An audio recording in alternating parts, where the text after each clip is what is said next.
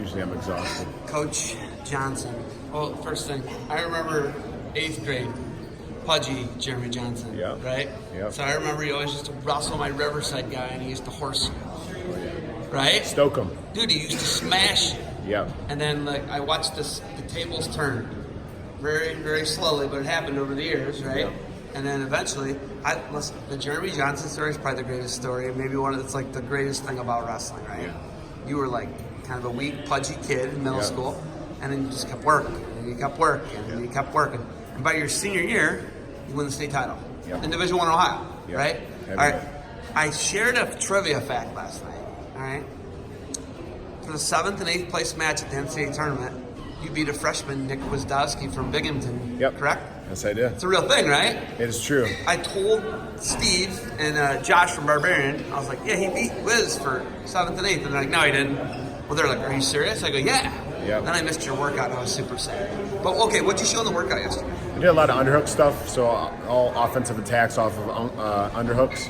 Did the single and did a few high crotches off there. So anything from a tie. The camp coordinator came up to me and said that we really didn't have a big guy to show any technique this year, so I decided to go through a little bit of an underhook series. So I know that's how you used to really wear on people. Yep. That was your thing, you wore on people. Yep. Right? And it's like, I don't know if a lot of people are like, oh yeah, Ohio University is going to wear everybody out, right? Yeah. They think that Big Ten, they think that, some of the Big 12 schools, but they're not thinking that about this kind of undersized heavyweight. Yeah. How much weight have you lost, by the way? About 12 pounds. Is that how the smaller you are? Yep, a little bit. I'm like 235 right now. And Is that how big you are? Yeah, I was You look competing. about 220, 215. That's what I hear, but yeah. No, you look real trimmed up. Yeah, I had to rely on, pushing the pace and wrestling hard to kind of make up for that weight difference in college.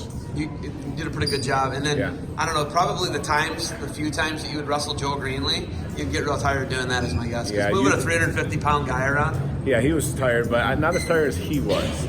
He would wrestle me once a week, and he would always say, I need a week to recover after that workout. Doesn't love Joe Greenlee, let's be honest. Love Greenlee. Okay.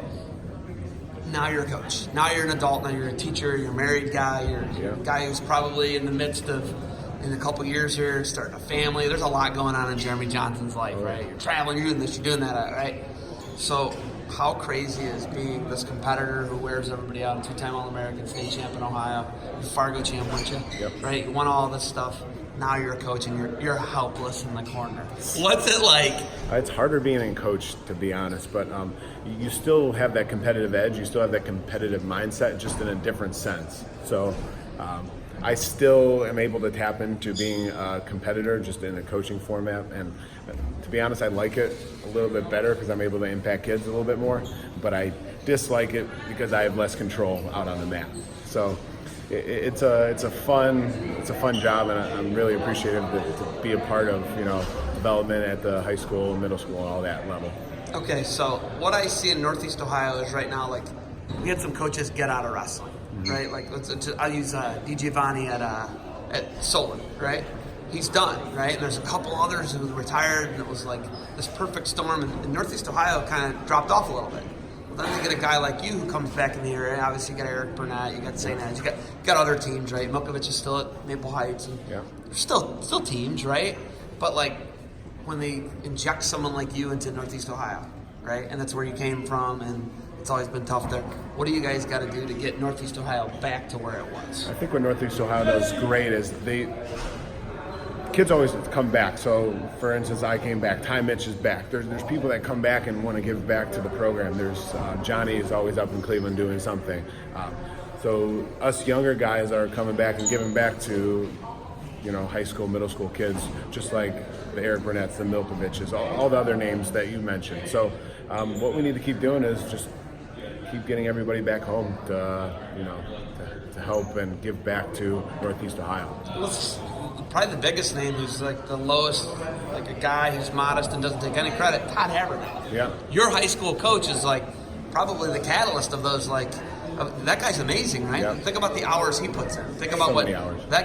What's that guy done for you, and what's that been like having him as a coach in a minute? Oh man, as first off, as a coach, I think that's tremendously helped me. Not only get better at wrestling, but just teaching me to buy into something, whatever that might be. And for me, it was wrestling. And as a coach, still picking his brain on what I should do, what I shouldn't do, and just certain things that you don't really think about as an athlete, but you need to think about as a coach.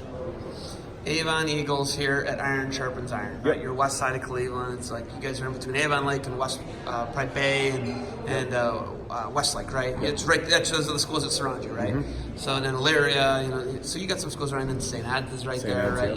You guys are in a pretty good area, Yeah, really right? nice area. How do the Avon Eagles improve at Iron Sharpens Iron, and what's this camp system like? I really like coming here. We're able to bring our middle school kids here and our high school kids, so from a sense of team bonding, I think it does a lot. And they have some great clinicians. We had We had Jason Nolf, Vincenzo, Johnny. We've had a great list of clinicians, and I think from the standpoint of the kids are still able to wrestle matches, we're able to pair kids up according to styles and how tough they are. So everything here has been great, and we're going to continue to keep coming. So the Eagles will be back. The Eagles will be back. This is our third year here. We had a parent introduce this camp to us, and we've been coming for 3 years. How many years have you been the head coach? 2 years. You've been the head coach for 2 years. Yep. How old are you? 27? I'm going to be 28 in August. Oh my God, I feel so old. I remember training with you at the Fargo camp. Yep. That's crazy. It was Yep. like North Ridgeville or something, or North Yep. Royalton, right? North Royalton, yeah. Wow, I got real tired every day. But okay, moving forward, what's the vision for the program? What do you foresee for the Avon Eagles, and how do you guys go to the next level? First off, this past year we cracked the top 10. We took 9th, and I think that's a huge stepping It's a stone. Division I especially- state tournament. Yeah, we were on You the guys big were top board. 10. We were on the big board. That's crazy. We had a state finalist. Have you ever been? Division I, no, but Avon's been a growing community. In 2005, they were on the big board for Division II. I didn't know. That's awesome. So, congratulations. Yeah, we had a heavyweight state finalist, and our 195 took 4th, and then our 106 took 8th. So, and we get 2 of those guys back. So for the vision of the program, it's looking great. I mean, those guys are great leaders, and that's what we look to build. It's just great leaders and people that can model a great culture. All right, you got stuff going on. You got anything else to do? No, man, we appreciate what you do. Hey, thank you for the time. Listen, if you were to wrestle me today, I'd have a heart attack, and my neck, I'd need like a Joel Greenlee, but like I'd need a month. A month? Maybe a year, dude. Maybe a year. Hey, thanks for the time. Good luck to you guys, all right? Thank you. Appreciate it.